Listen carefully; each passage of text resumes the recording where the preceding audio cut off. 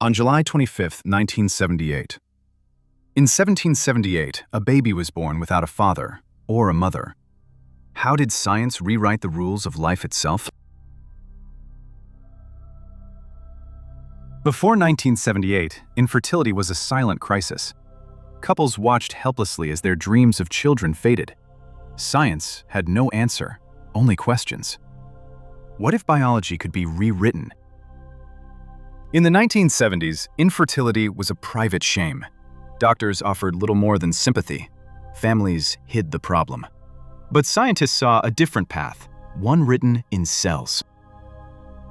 Behind closed doors, scientists tested theories. In labs, glass tubes held hopes. The idea was radical, fertilizing eggs outside the body. Could life begin in a petri dish? Researchers faced failures and ethical debates.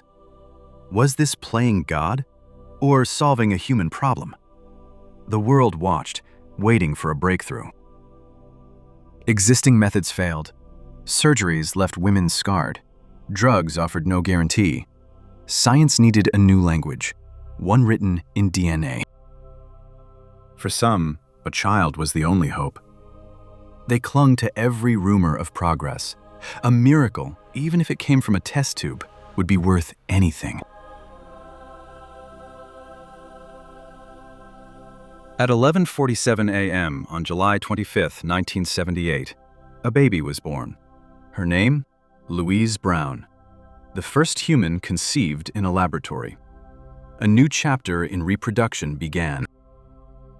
Louise's eggs were fertilized in a petri dish. A single embryo was implanted in her mother's womb. The odds were slim, but this was the first successful test. Science had crossed a line. Louise Brown weighed 5.2 pounds. Her arrival was met with awe and controversy. Was this a miracle or a violation of nature's order? The world had no answer, only questions. News of Louise's birth spread instantly. Scientists celebrated. Religious leaders debated. The phrase test tube baby entered the lexicon. A single child changed everything. Louise's face became a symbol of hope. Her existence proved that life could begin outside the womb. For millions, this was a lifeline, a path to parenthood once thought impossible. The breakthrough was published in medical journals. The world saw the method and its potential. IVF was no longer a dream. It was a revolution in the making. Today, millions have children through IVF. The process has evolved, but the first test tube baby remains the foundation. Louise Brown's legacy lives on in every embryo transferred. IVF has opened doors for couples across the world. From same-sex parents to those with genetic disorders, science offers solutions. Louise's birth was the first step in this journey. Louise's story paved the way for genetic screening. Pre-implantation testing now identifies risks. The same lab that created Louise now prevents disease, a new frontier in medicine. IVF has sparked ongoing ethical questions. Surrogacy laws vary globally.